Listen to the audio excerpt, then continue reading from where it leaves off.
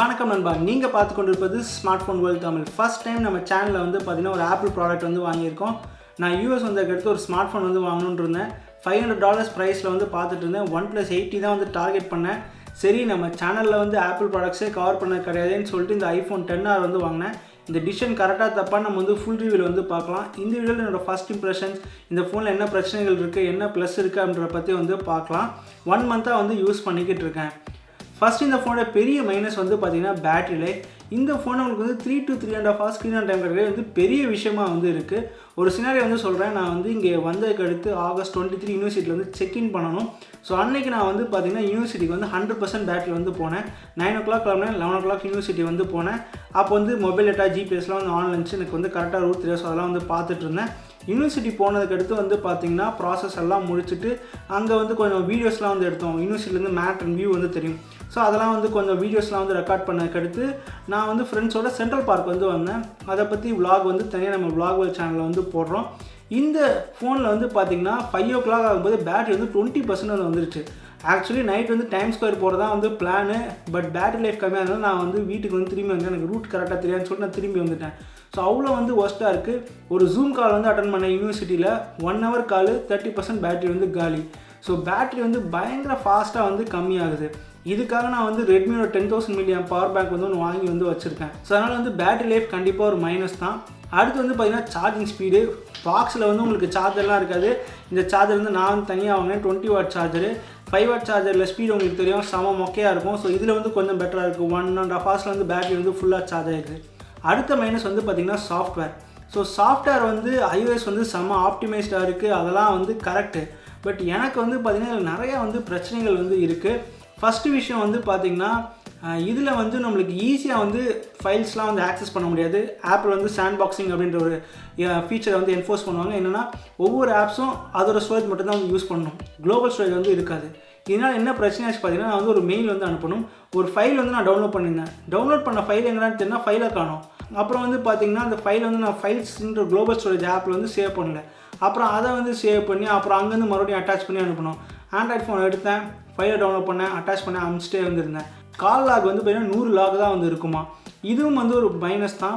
ஏன்னா நான் வந்து பழைய கால் லாக்லாம் வந்து போய் பார்க்கணும்னா எனக்கு இருக்கிற கால் லாகை டெலீட் பண்ணிட்டு வந்து பார்க்க வேண்டியது இருக்குது. அதுக்கடுத்து நான் எத்தனை டெலீட் பண்ணி எப்படி கண்டுபிடிக்கிறது, அதுவும் வந்து பார்த்திங்கன்னா ஒரு மைனஸ் தான்.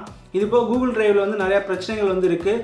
இதை பற்றி டெடிகேட்டடாக iOS 14 இருக்க பிரச்சனைகள்னு ஒரு வீடியோ வந்து போடுறேன். இது போக சின்ன சின்ன பிரச்சனைகள் இருக்குது. அதை நம்ம ஃபுல் ரிவ்யூ வந்து பார்க்கலாம். இந்த ஃபோனில் இருக்க ப்ளஸ் பாயிண்ட் எடுத்துக்கிட்டால் என்ன பொறுத்த வரைக்கும் கேமரா 12 MP கேமரா தான் வந்து கொடுத்துருக்காங்க. பட் குவாலிட்டி வேறு லெவலாக இருக்குது. ஆப்டிமைசேஷன்லாம் சூப்பராக இருக்குது.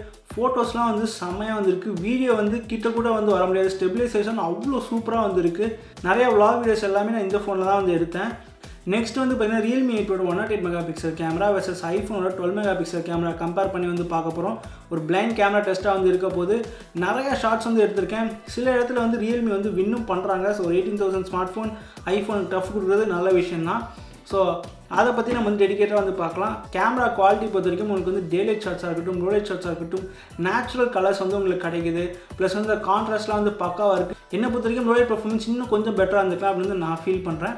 டிசைன் வந்து பார்த்திங்கன்னா எனக்கு கண்டிப்பாக வந்து பிடிச்சிருக்கு நண்பா. ஃபோன் வந்து பார்க்க நல்லா வந்து ப்ரீமியமாகவே இருக்குது.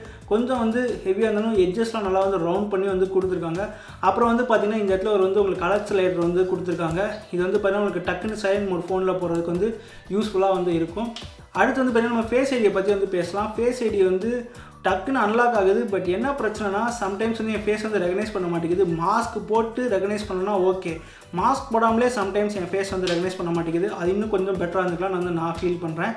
டிஸ்பிளே குவாலிட்டிலாம் வந்து பார்த்தீங்கன்னா உங்களுக்கு வந்து சூப்பராகவே இருக்குது. ஹெச்டி டிஸ்பிளே தான் கொடுத்துருக்காங்க, IPS LCD டிஸ்பிளே. பட் இருந்தாலும் குவாலிட்டி பார்க்க வந்து உங்களுக்கு டிஸ்பிளே நல்லாயிருக்கு. அவுட்டோர் விசிபிலிட்டி வந்து க்ளீனாகவே வந்து இருக்குது. பெர்ஃபார்மன்ஸ் இந்த ஃபோனில் வந்து வேறு லெவலாக இருக்குன்னு சொல்லலாம். ஆப்பிளோட A12 பயோனிக் சிப் வந்து கொடுத்துருக்காங்க. ஈஸியாக வந்து எல்லா AAA டைட்டில்ஸையும் வந்து ஹேண்டில் பண்ணுறாங்க.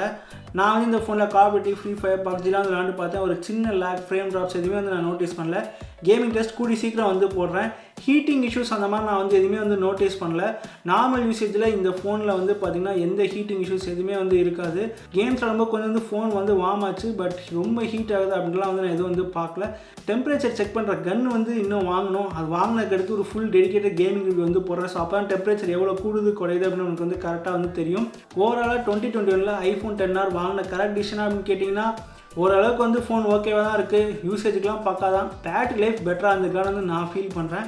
ஃபுல் ரிவ்யூவில் இதில் இருக்க இன்னும் ப்ளஸ் என்ன மைனஸ் என்ன வந்து டெடிக்கேட்டராக வந்து பார்க்கலாம். ஐஃபோன் 10R பற்றி உங்களுக்கு டெடிக்கேட்டராக வீடியோனா கமெண்ட்ஸில் வந்து சொல்லுங்கள், நான் கூட்டி சீக்கிரம் வந்து கொண்டு வரேன். இந்த வீடியோ உங்களுக்கு பிடிச்சினா லைக் பண்ணுங்கள், அப்படியே ஸ்மார்ட் ஃபோன் தமிழுக்கு சப்ஸ்கிரைப் பண்ணுங்கள். அடுத்து உங்களை சந்திக்கிறேன். நன்றி, வணக்கம்.